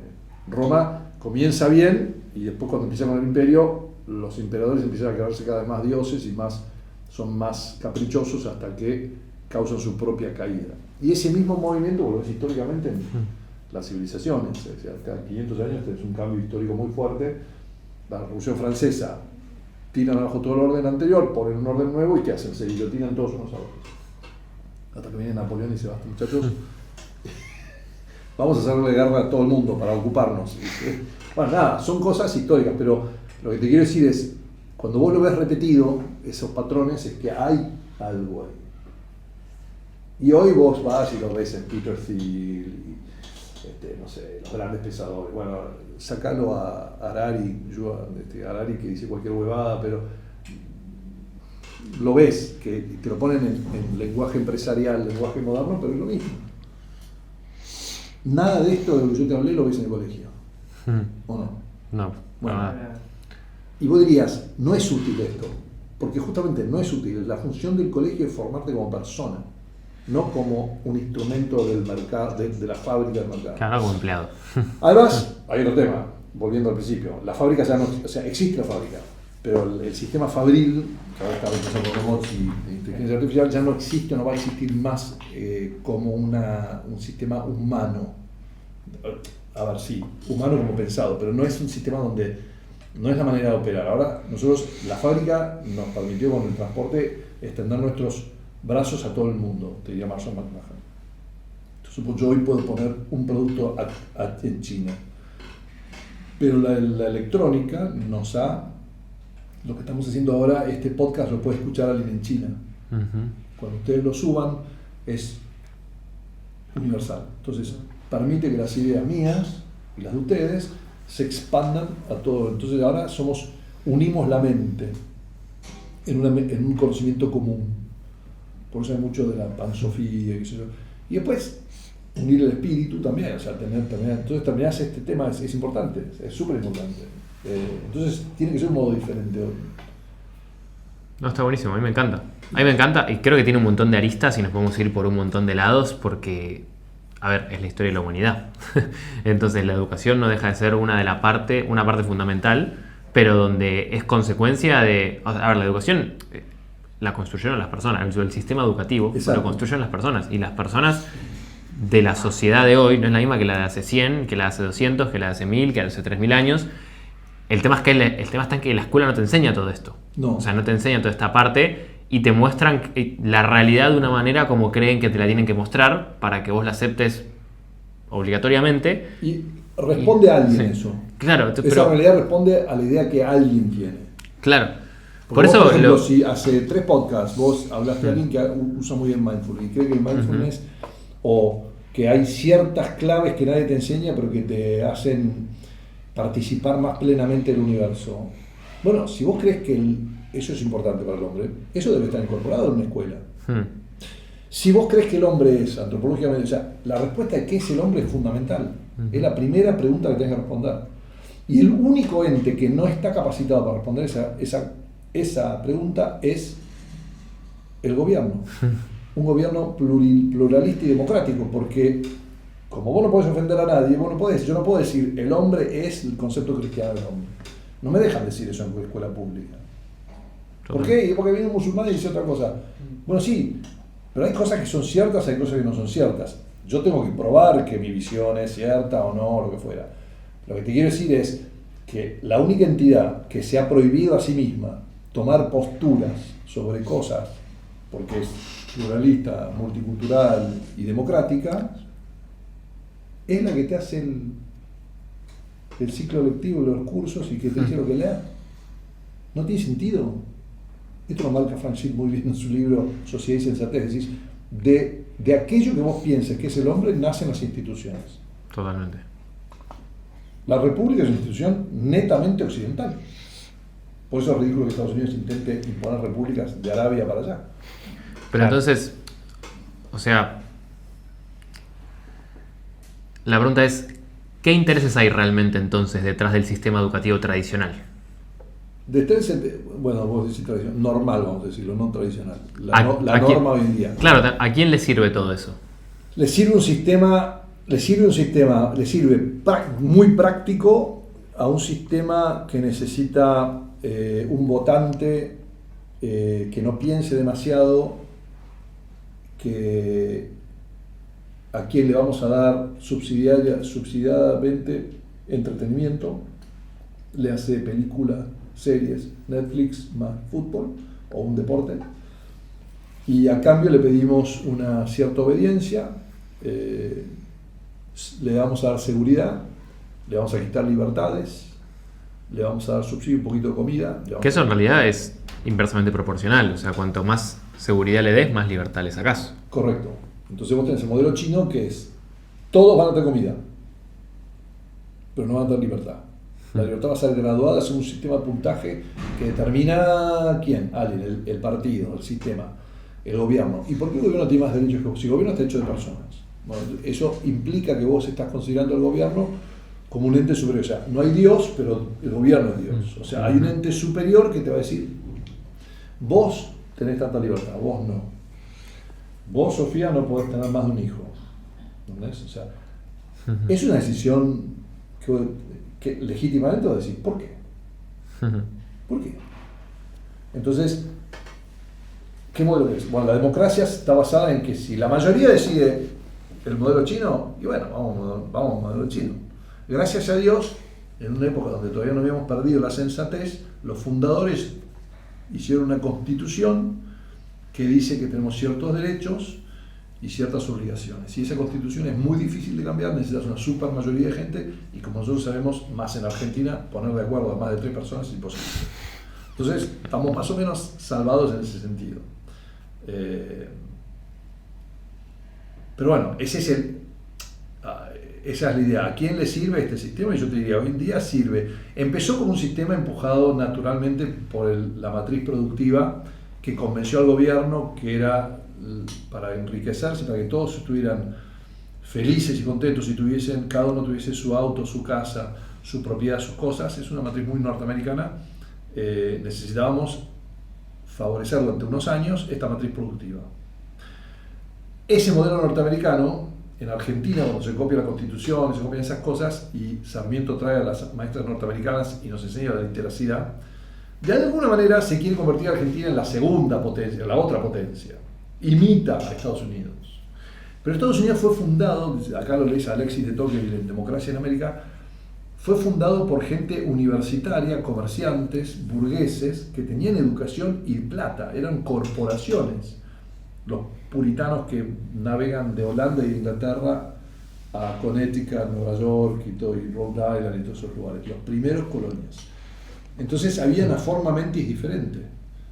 Había tipos que pensaban que todos teníamos que ser iguales, y ellos también se encontraron, hicieron un experimento socialista y casi se funden, casi se mueren de hambre. Nosotros no, nosotros fuimos fundados por un rey, o una reina si querés, Isabel, la católica, enviando a sus adelantados, fueron fundados para el descubrimiento, para la corona y para evangelizar. Se les dio inmediatamente ciudadanía a los indios de acá, o a los aborígenes de acá, los que se encontraron acá, y hubo un montón de temas que no vamos a discutir, saquemos la leyenda negra, pero es el único imperio en el mundo, en la historia del mundo, el español, que paró toda la conquista en un momento y apeló a la iglesia para preguntarle si era moral o inmoral lo que estaban haciendo, dispuestos a frenar el esfuerzo si hubiese sido determinado que era inmoral. un papa dijo, no, estudiaron los teólogos y dijeron, no, esto está totalmente bien, con estos parámetros está todo bien, y bueno, y siguieron. Se enriquecieron mucho, sí, evangelizaron, pero entonces, claro, el concepto español era, vos fundabas un pueblo y tenías gobierno, plaza, catedral o iglesia y instituciones varias, o sea, todo lo comunitario alrededor de una plaza donde se juntan todos los vecinos.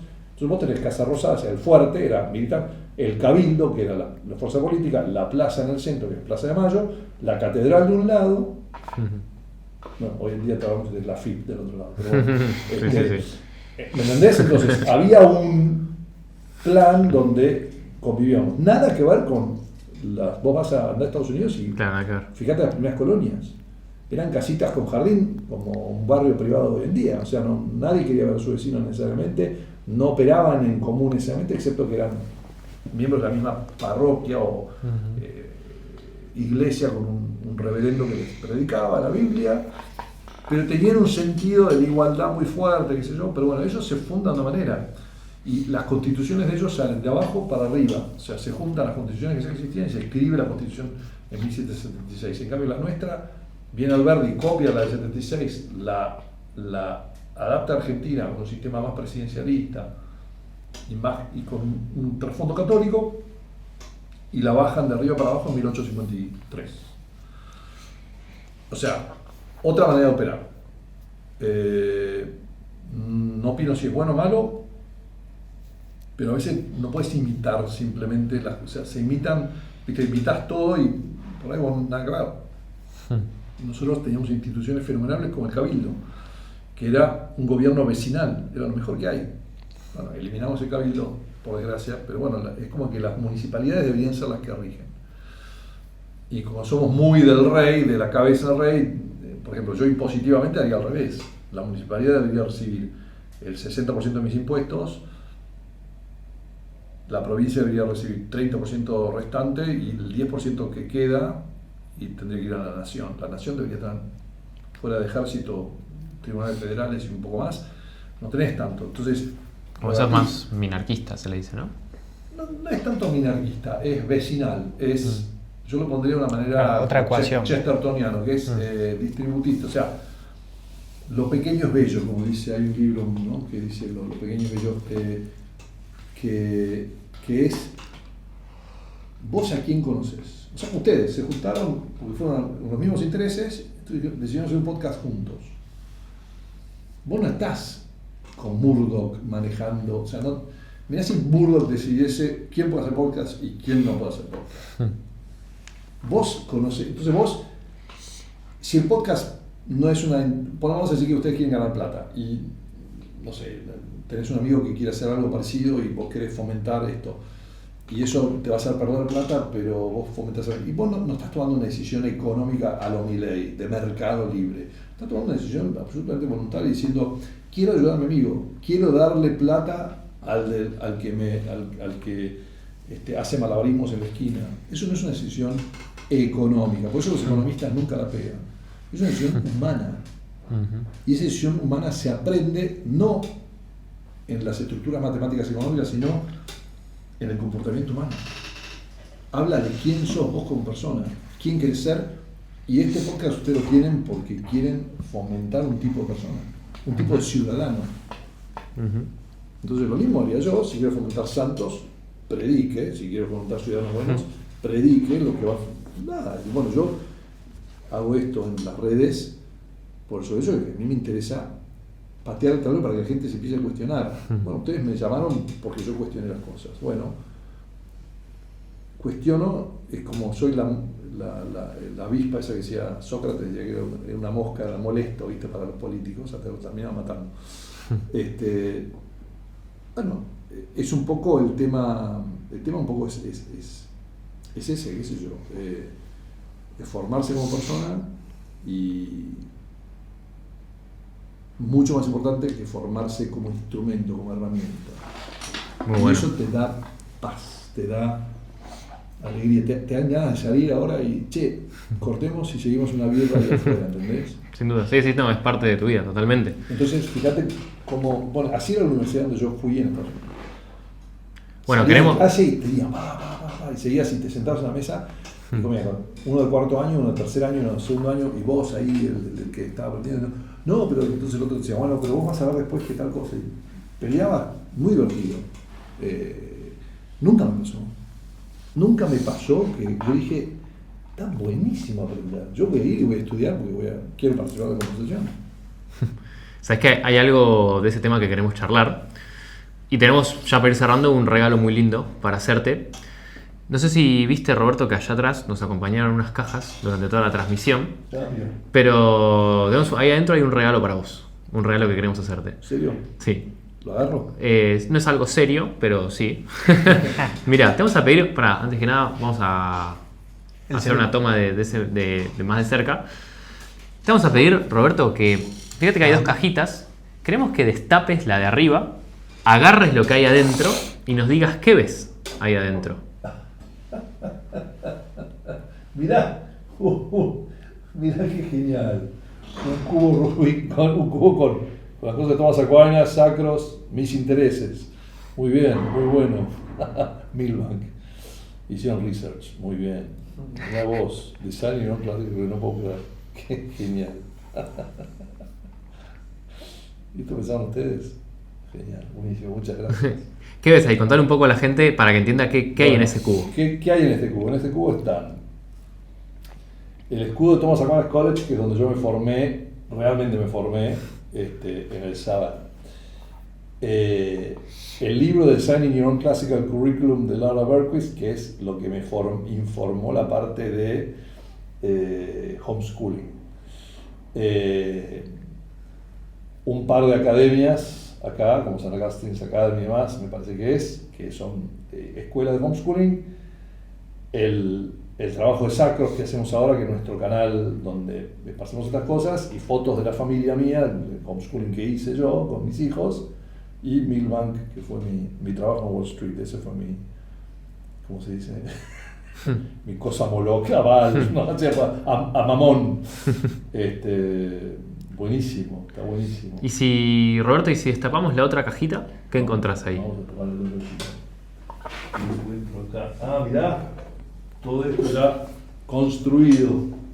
Mirá, bueno, acá están el escudo de Thomas Aquinas, sacros, Milbank Tweed, donde trabajé, el libro de Designing Your Own Classical Curriculum.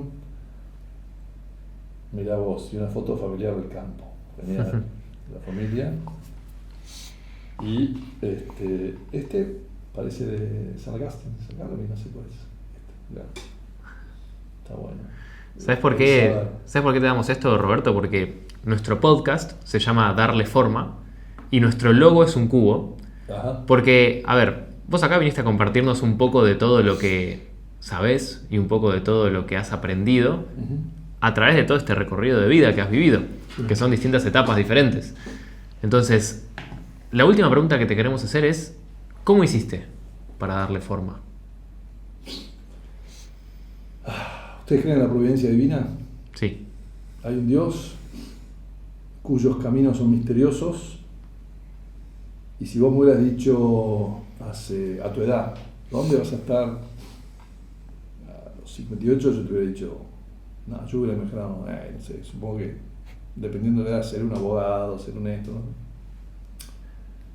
Y no, durante 20 años me fue preparando, y yo siempre pensaba, ¿para qué me prepara algún Dios? ¿Para qué estoy haciendo esto? Yo vendí, por ejemplo, fui el primero en llegar a Silver, que era una etapa de vendedor en Amway. ¿Usted se acuerda de Amway o no? Yo me dedico a Amway. Bueno, Sí. Yo fui el primer Silver de Argentina. Yo soy Silver, de hecho. Bueno, yo fui el primer Silver de Argentina. Tremendo. Sí. Y dije, ¿para qué? ¿Qué sé yo? Bueno, lo terminé dejando porque por motivos varios. Tenía que volver a Estados Unidos, me casé, que yo. Pero yo pensé, bueno, me voy a hacer millonario con esto. Y el primer Silver, y dije, lo que me dio a mí el Silver, más allá de un viaje a Iguazú, me puso a presentar a unos diamantes que venían de Estados Unidos en el Gran Rex, ante 3.000 personas, que gritaban, ¡wow! Y yo me acuerdo de estar con el micrófono en la mano en el escenario del Gran Rex, y empecé a hablar, y la gente no hacía falta motivarla. La gente, dije, esto es, primero es adictivo, pero segundo es fácil. Esto es lo que lo ves a Milei cuando se enfrenta, ¿viste? Que se le enseña, bueno. Y lo que me pasó fue que muchos años después me di cuenta que Dios me estaba probando para hablar en público, o sea, para que no me dé vergüenza hablar en público, ¿entendés? Y nada, y así que fue dándole forma, así como le dio forma a eso, fue dando forma a otras cosas en mi vida. Y cuando decidí dejar la profesión de abogado por un tiempo y dedicarme a armar un proyecto educativo, se me dio que todas esas pequeñas cosas que había estudiado, esos hábitos que me había formado, me vinieron bárbaro para dirigir el proyecto, para convencer a familias, para hablar de temas, para estudiar, para lo que fuera. Nada, así que ¿qué le dio forma? ¿Qué le dio forma a la providencia divina? Sin duda alguna, porque muchas cosas me pasaron en la vida que yo no tenía pensadas, y bueno, nada, eso. Muchas gracias. A ustedes, gracias. Ya vamos llegando. Muy bueno. Uf.